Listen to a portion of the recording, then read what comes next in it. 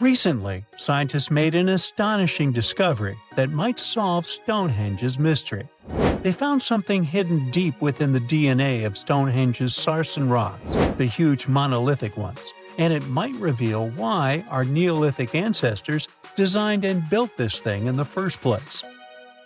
Over the years, scientists have been scratching their heads trying to figure out where the huge sarsen rocks came from. For years, they believed they came from a quarry just 15 miles away from the site, known as Marlborough Downs. At this site, they found similar minerals to the ones that make up the sarsen rocks, but it turned out there was more to this story than they thought. The understanding of how Stonehenge was built is always changing. Scientists need to really travel back in time to uncover its mysteries. Where did the rocks come from? How were they carried? Why was the site built? You see, the Stonehenge site, located at Salisbury Plain in England, is made up of two main types of stone. There are the super heavy sarsens and the lighter and smaller bluestones. The sarsens each weigh about 25 tons. That's as much as 3 African elephants stacked together. The heaviest sarsen stone, called the heel stone, weighs 30 tons all by itself. Together, the sarsens make that iconic outer ring circle. Inside that circle, that's where you'll find the bluestones. The naming might seem a bit misleading since they're not really blue. They have a bluish tinge to them when they are freshly broken, hence the name. These smaller rocks probably came from the Preseli Hills in southwest Wales, which is about 150 miles away from Stonehenge. They're a bit lighter than the sarsens, but still pretty heavy. The altar stone, which is classified as a bluestone, is the heaviest one, weighing around 6 tons. Its original location still isn't known for sure. To figure out where a rock came from, scientists first have to study their composition. This is like checking the rock's DNA. Then they cross-reference the structure of the rock with minerals in the soil to see if it's a match. Most of the sarsens we see around southern England are actually made of a type of sandstone known as silcrete. Think of silcrete as sand that's been hardened by underground water processes over millions of years. This process mostly happened during a period called the Paleogene, about 65 to 23 million years ago. These sarsen rocks didn't form in one big slab, but in patches, like nature leaving little rock gardens all over the place. Scientists reason the sarsens spread out randomly, forming in isolated pockets. Over time, many were buried under layers of clay and chalk, which helped preserve them. When ancient builders were on the lookout for materials, these sarsens must have looked perfect for something impressive like Stonehenge. Actually, sarsens have been used in everything, from Roman villas to medieval churches, and even in things like road curbs and old field walls. One could say these rocks were the it material for ancient builders, and continue to be popular even into more modern times. This fact made scientists start wondering that maybe not all sarsen stones that were used to build Stonehenge came from the same place. They've identified sarsen sites all over the UK, in places such as Oxfordshire and Kent. After hundreds of years of studying the sarsens, geologists finally had the right type of technology to determine the origin of the stones. Now, I wish I could tell you that it was some undisclosed location very far away from the site. But, as it turned out, the sarsens were originally from Westwoods, the forest near Stonehenge. A new factor came into play when excavations uncovered empty stone holes, showing that at least 6 bluestone pillars were removed from a Preseli Hills site called Wan Main in prehistory. They had a stone circle over there, and it's believed that some of Stonehenge's rocks were recycled rocks from this more ancient circle.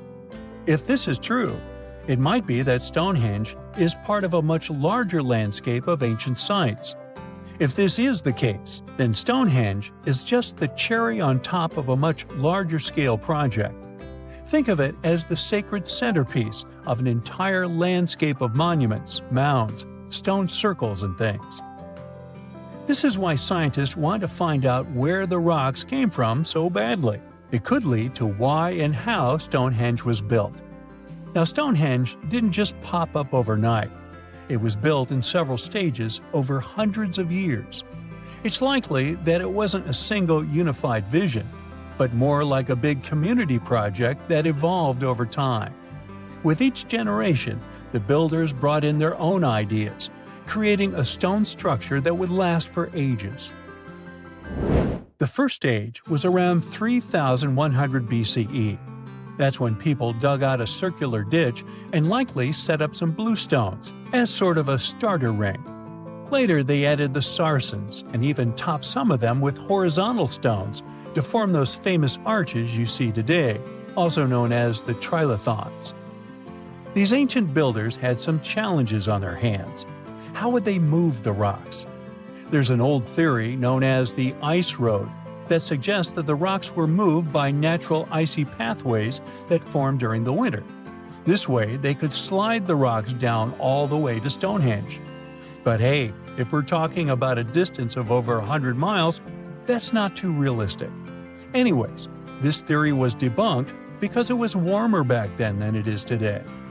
There's also the river theory, which suggests that the rocks were floated along the river from the quarry to the site. But if we're talking about Sarsen rocks, they're too heavy to float. So there goes that theory. What we're saying is, no one knows how the rocks were moved. Another interesting science tidbit came from all the research done in Stonehenge. A recent laser survey of the stones revealed the different stone working methods used, and has shown that some of the parts of the monument were more carefully finished than others. In particular, the northeast side and the inner faces of the central trilithons were finely dressed. FYI, a trilithon is one of Stonehenge's most famous shapes. It's when two huge monoliths receive a third one on top of them, connecting the two together. This fancy word is simply Greek for having three stones.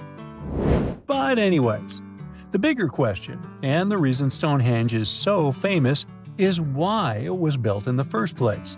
Theories are all over the place, and some sound like they're straight out of a sci-fi show. So here's a rundown of the most popular ideas. There's, of course, the solar calendar theory. This one supposes that the stones are aligned with the movements of the sun, especially during the summer and winter solstices. During the summer solstice, the sun rises to the left of the heel stone, that's the lone stone outside the main circle, lighting up the entire monument. Some say it's the ancient version of a calendar, marking the year's longest and shortest days. Some archaeologists think Stonehenge might have been an ancient healing center. Pieces of bluestone have been found chipped away, possibly by people who believed they had healing powers.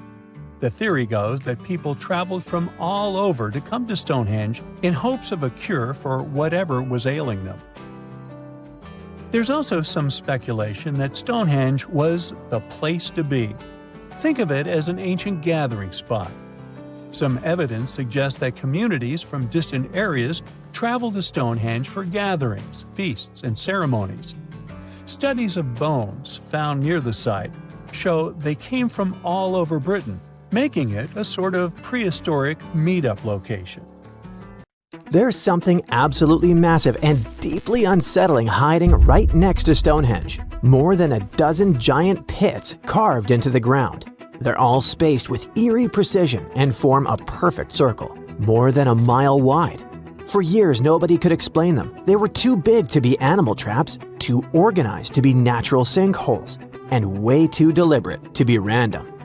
And the biggest question was, who had the power, knowledge, and reason to reshape the land on this scale 4,000 years ago?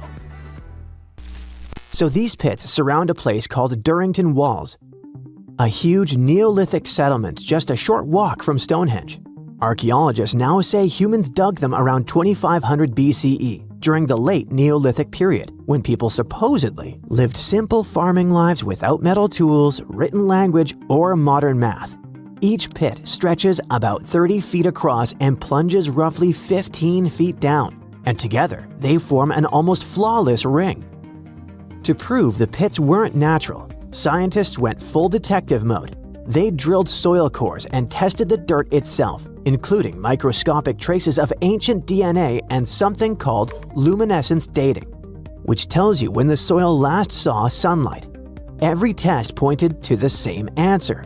Humans made these pits on purpose. Here's where it gets wild.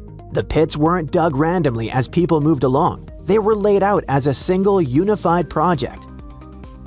That means Neolithic builders had to visualize a massive circle, measure distances across open land, and coordinate teams over a huge area without any GPS, drones, or even aerial maps. All they had were people, ropes, wooden tools, and shared knowledge. So why would they invest so much effort and do this? Archaeologists think the pits formed part of a ritual landscape, not a practical one. Durrington Walls already looks like a place where people gathered for ceremonies, feasts, and seasonal events. The pit circle may have marked a sacred boundary. It could have separated ordinary land from a spiritually charged space. Some researchers think the pits symbolized a border between the world of the living and the underworld. The scale of the structure is pretty impressive. It may be one of the largest prehistoric monuments ever built in Britain, even bigger than Stonehenge itself when you look at the total area. And unlike Stonehenge's towering rocks, this monument stayed invisible for thousands of years, quietly hiding under the grass. Generations walked over it without knowing they were standing inside a gigantic ancient design. For a long time, we underestimated ancient people. We imagined them reacting to nature instead of shaping it. But discoveries like this keep proving that wrong. The builders of Durrington Walls didn't just live in the landscape, but engineered it. They thought in terms of geometry, symbolism, and long-term meaning. And this isn't the only case. All over the world, thanks to new technology, scientists keep finding proof that ancient humans worked on massive scales with shocking precision. In the Amazon rainforest, researchers found traces of 2,500-year-old cities hiding beneath the jungle canopy. Scientists spent more than 20 years exploring the area on foot before technology finally cracked the case. The LiDAR technology, which is like X-ray vision that surveys a landscape using lasers to digitally peel away the jungle, scanned a massive area of over 100 square miles. It helped us spot more than 6,000 rectangular earthen platforms, which are likely used as homes or public buildings. They also found agricultural terraces, drainage systems, and carefully shaped farmland. This wasn't a random settlement. It was well planned. At least 15 distinct settlements appeared, all connected by wide, straight roads that cut cleanly through the landscape. These roads didn't follow rivers or slopes as you'd expect. They crossed each other at perfect right angles, forming a grid.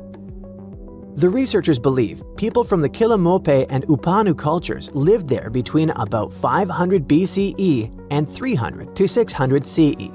They farmed corn and sweet potatoes, reshaped the land, and built a system that lasted for centuries. Discoveries like this prove something huge. Far more people lived in the Amazon than scientists ever thought. Tens of thousands, maybe even hundreds of thousands. And they didn't just survive there, they engineered the landscape. Just like at Durrington Walls, the real story hid in plain sight until technology caught up. Then there's Peru, with one of archaeology's biggest headaches, the Nazca lines. These gigantic designs of animals, plants, and geometric shapes stretch across the earth like an ancient message, so huge that only birds or satellites can see them properly. For decades, people have tried to figure out why the Nazca people made them, how they did it, and what those massive patterns mean. And until recently, the mystery stayed stubbornly unsolved. Walking the desert or flying over it, archaeologists would spot lines and figures and wonder if anything was missing. But the ones already known were just the tip of the iceberg. Traditional fieldwork, with people on the ground slowly mapping things out by hand, took forever, and even then, dozens of smaller designs were just too faint for the unassisted eye. So, instead of scanning the desert on foot, researchers taught artificial intelligence how to see patterns in aerial and drone imagery. They fed terabytes of pictures into trained models, and AI began flagging shapes, curves, and ancient outlines that had been hiding for centuries. In just about 6 months, it identified 303 previously unknown geoglyphs in the Nazca Desert. It almost doubled the number of figures we knew before and showed entire classes of designs. Some of these new shapes are tiny, just a few feet across, but they sit next to giant ones like the hummingbird or monkey. Thanks to all the new finds, scientists can finally start testing theories they had about the purpose of the lines. It looks like the lines weren't just decorations. Many may have been walkways or routes used for ceremonial movement. In case you're worried, AI isn't replacing archaeologists. They still check every promising lead on the ground and interpret everything the machines find. Back in Britain, the pit circle also connects to an even older structure, an early Neolithic site called Robin Hood's Ball. Because it stood so far from the famous stones, it felt like a side character. But it turns out Robin Hood's Ball is from around 3600 BCE, which makes it about 500 years older than Stonehenge itself. It's what archaeologists call a causewayed enclosure, which sounds fancy but really means a big circular earthwork made of ditches and banks. Instead of one clean trench, the ditches are broken into short segments with little gaps in between. And instead of keeping people out, it probably brought them together. Archaeologists think these enclosures worked as gathering places, spots for meetings, feasts, rituals, and social bonding among the first farming communities. Then came the twist no one expected. While preparing land at Lark Hill, a hillside northeast of Stonehenge, for new military housing, archaeologists found signs of another causewayed enclosure. This discovery flipped the map upside down. The landscape wasn't growing outward from Stonehenge, it was already alive long before the stones ever went up. As researchers dug deeper, they found hundreds of flint tools, beautifully made leaf-shaped arrowheads, chunks of human skull, and pieces of antler, likely used as digging tools. Then came the pottery. Different styles showed up in different places, some from the enclosure ditches, others from nearby pits. That matters because pottery styles often act like cultural fingerprints. The mix suggests something big. Different groups of people were visiting the same place and brought their own traditions, tools, and objects with them. All of this changes how we see Stonehenge. The stones didn't appear out of nowhere. They rose in a landscape already loaded with meaning, memory, and movement. Every new discovery like the ones near Stonehenge, in the Amazon jungle and Peru, forces archaeologists to rewrite textbooks and the whole world to rethink the idea of progress. It turns out that ancient people made up for the absence of steel and electricity with observation, creativity, and shared meaning. Stonehenge wasn't a witchy monument to travel through time. It was actually constructed as a hope to build a different future. Recent research just found out that the monument was probably raised as an attempt to reunite the Britons during a period of big division. The thread of this story lies on the altar stone, the monument's most iconic rock. For years, scientists believed that the stones used in Stonehenge, including the altar stone, came from the nearby Preseli Hills in Wales. In this scenario, Stonehenge would have been built by a local community, that is, Neolithic people who would have found easy-to-access materials to build a ceremonial mound, a sundial calendar, and a final resting place, all in one. Things changed when another discovery was made. In 2018, leading-edge research pointed that the altar stone actually came from the River Tay region in northeastern Scotland, which is located over 400 miles away from Stonehenge. Scientists found similar rocks as such in Scottish monuments. You see, the altar stone is a recumbent stone, laying on its side. Many of the rocks were found in ceremonial stone circles in Scotland, and they are unique to this region. When this discovery broke through, it got archaeologists thinking. Maybe Stonehenge wasn't just a local project. but a wider collaboration between different tribes and communities across Britain. To understand this, we need to rewind to around 3000 BCE. That's when Britain still wasn't a unified country per se. Rather, it was a patchwork of tribes such as those coming from southern or eastern Europe, each with their own customs and beliefs. As an island, Britain's population changed many times. Britain was mainly composed of farmers who descended from people from the Middle East and arrived on the land around 6,000 years ago. This group thrived in the area until 2500 BCE, when another group coming from the regions of the Netherlands and Germany started to appear. These ones, also known as the Beaker people, were responsible for the large population turnover that Britain experienced during the Neolithic period and the years that followed. The Beakers were called so because of a specific type of pottery they used to make and bury their loved ones with after their passing.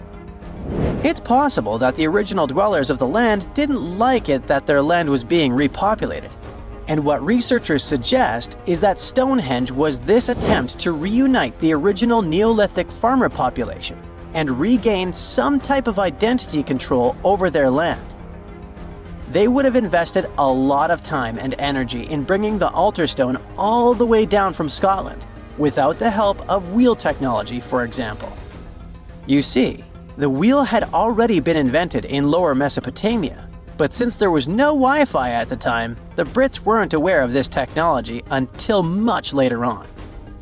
This whole territorial crisis could have driven locals to use their resources to move the altar stone to Salisbury Plain in England, in order to reunify the land. You see, Stonehenge wasn't built in one go. Its history dates to around 3000 BCE. That's when the monument was just a circular ditch and bank, known as a henge. Inside, they placed wooden posts and possibly totem-like carvings. This version of Stonehenge wasn't about rocks yet. It was more of a ritualistic place and possibly a final resting place. They found several cremation pits from this period, making it the oldest resting place in all of Britain. It was only around 2600 BCE that the blue stones came around. The naming might be a bit misleading since they're not literally blue rocks. They have a bluish tinge to them when they're freshly broken, hence the name. These smaller rocks probably came from the Preseli Hills in southwest Wales, which is about 150 miles away from Stonehenge. Some researchers say that the ancient ones believed that blue stones had healing qualities. So we can maybe guess why they went through all of the trouble to move them from Wales to Salisbury Plains, huh? A little bit later than that, circa 2500, that's when we start having the Stonehenge we know and love today. That's when the Sarsen stones started to arrive. The Sarsens are Stonehenge's huge stones. I mean, each Sarsen can weigh around 25 tons. That's as much as 3 African elephants stacked together. The Sarsens make that iconic outer ring circle. Supposedly, that's also when the altar stone was moved from Scotland directly to the heart of Stonehenge. The altar stone is the largest of the blue stones used to build Stonehenge. Today, the altar stone lies recumbent at the foot of the largest trilithon of the monument. In case you don't know, the trilithons are the horizontal stones used to form those famous arches we see today. And here's where the story takes a twist. For nearly a century, scientists believe that the altar stone came from the same area as the blue stones, the Preseli Hills in Wales. It made sense back then. If you're already hauling stones from Wales, why not grab a special one to be the so-called altar? Except that theory started crumbling in 2018, when a team of researchers decided to dig deeper. They used advanced geochemical analysis to pinpoint where the altar stone's sandstone actually came from, and it turns out it wasn't Wales. Instead, the results pointed north, specifically to the Orcadian Basin in northeastern Scotland, 400 miles from Stonehenge. This revelation changed the whole script of Stonehenge's story. How would they move the rocks, you may ask? Well, there's an old theory known as the ice road that suggests that the rocks were moved by natural icy pathways that formed during the winter. This way, they could slide the rocks down all the way to Stonehenge.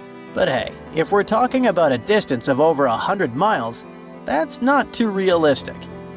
Anyways, this theory was debunked because it was warmer back then than it is today. There's also the river theory that suggests that the rocks were floating along the river from the quarry to the site. But if we're talking about sarsen rocks, they're too heavy to float. So there goes this theory. What we're saying is, no one knows how the rocks were moved. Another interesting info came from all the research done in Stonehenge. A recent laser survey of the stones revealed the different stone working methods used and has shown that some parts of the monument were more carefully finished than others. In particular, the northeast side and the inner faces of the central trilithons were finely dressed. FYI, a trilithon is one of Stonehenge's most famous shapes. It's when two huge monoliths receive a third one on top of them, connecting the two together. This fancy word is just Greek for having three stones. But anyway, the bigger question, and maybe why Stonehenge is so famous, is why it was built in the first place. You see, Stonehenge's entire layout seems to have been carefully planned to align with the movements of the sun. The monument's architecture is particularly attuned to the solstices, the shortest and longest days of the year. During the summer solstice, the sun rises perfectly in line with the heel stone, casting light straight into the heart of the stone circle. A spectacular, almost magical sight that surely wowed its ancient audience. But it's the midwinter solstice that seems to hold a special connection to the altar stone. As the sun sets on that day, its light aligns with the altar stone at the center of Stonehenge. To the builders of Stonehenge, this alignment may have symbolized more than just celestial precision. It likely carried profound ancestral and spiritual significance.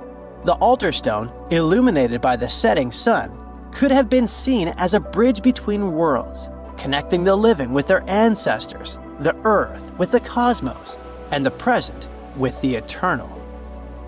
In a world without calendars, clocks, or weather apps, the solstices were everything.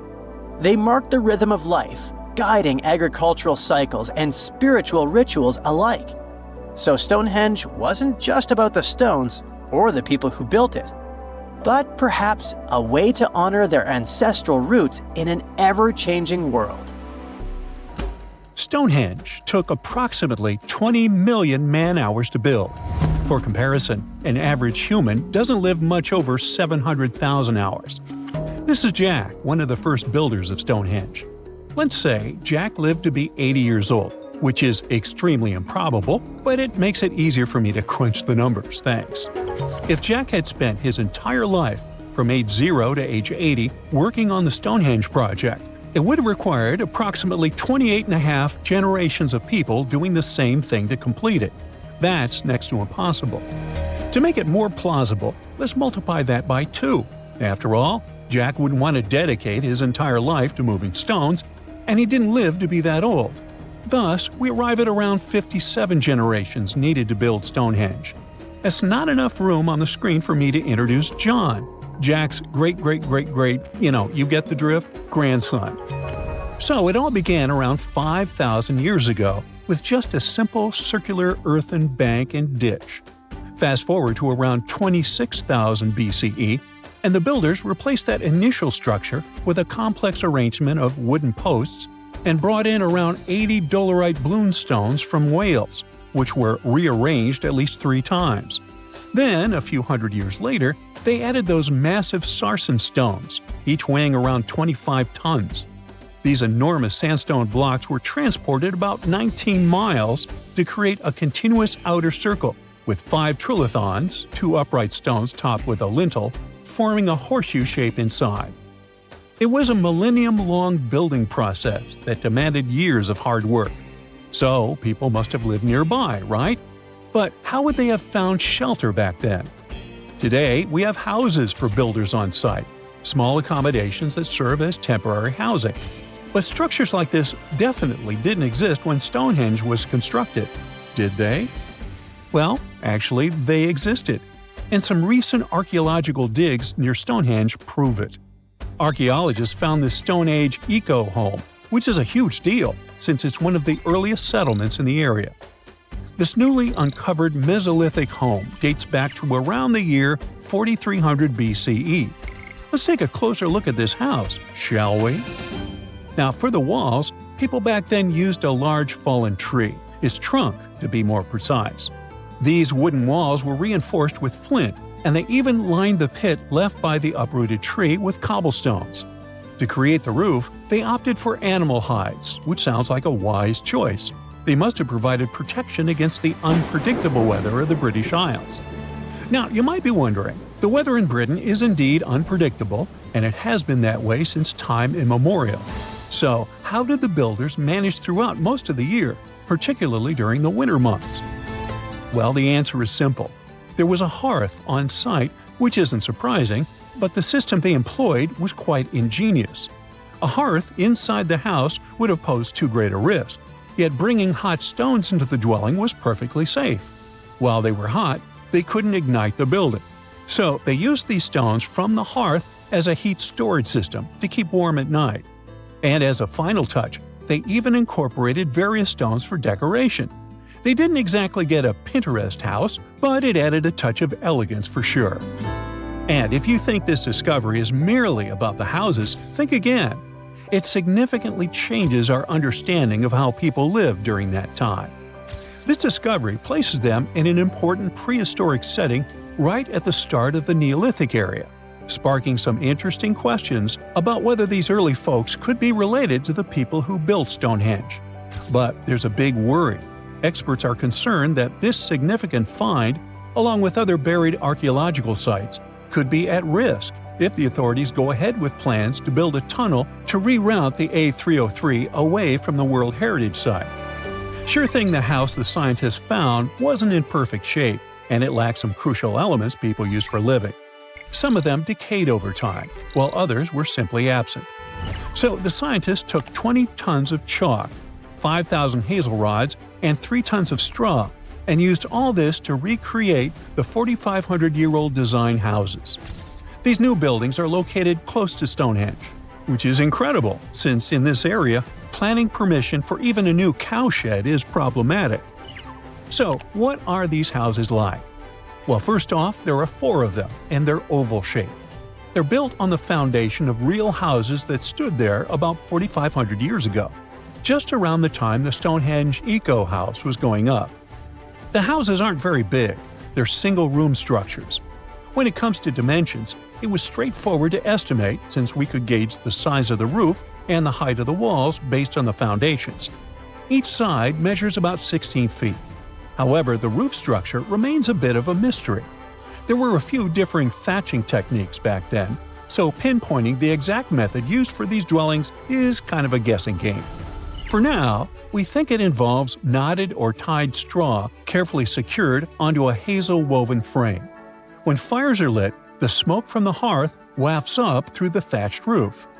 Now, remember those 20 tons of chalk?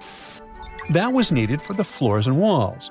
The white chalk walls and floors reflect sunlight and capture heat from the fire. But here's the kicker.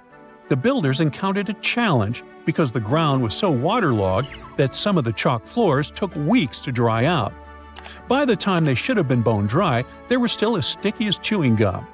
Now, it's safe to say people 4,500 years ago faced similar struggles, and we can really appreciate what they went through while building their homes. The final layer of daub was applied using rags, giving a smooth, almost shiny finish that looks surprisingly classy. The interiors are furnished with wooden and wicker beds and shelves, along with clay pots and jars, all centered around a cozy hearth. The spaces feel surprisingly roomy, and are filled with light that streams in through the thatched roof, bouncing off those white walls. Plus, the woven furniture adds a nice touch of authenticity to the vibe. The fires have been lit, and the first meal, bread crafted from flour ground on a stone mill next to the hearth, has been prepared. Those who tried the bread were pleasantly surprised by its flavor, finding it quite tasty. Now, here comes the bummer. Those who recreated the houses did cheat a little. While the materials used were authentic, the tools weren't. They used cement mixers to mix the daub, wheelbarrows to transport the timber, and logs by the hearth were split with steel axes instead of stone ones. Still, the builders aren't professionals, they're volunteers. So I think a bit of cheating is totally cool in this case. There are other volunteers on site who are more than happy to chat about the daily activities of the Stonehenge builders, from grinding grain with a quern to making rope from rushes. But these houses and the Eco House aren't the only remarkable things in the Stonehenge area.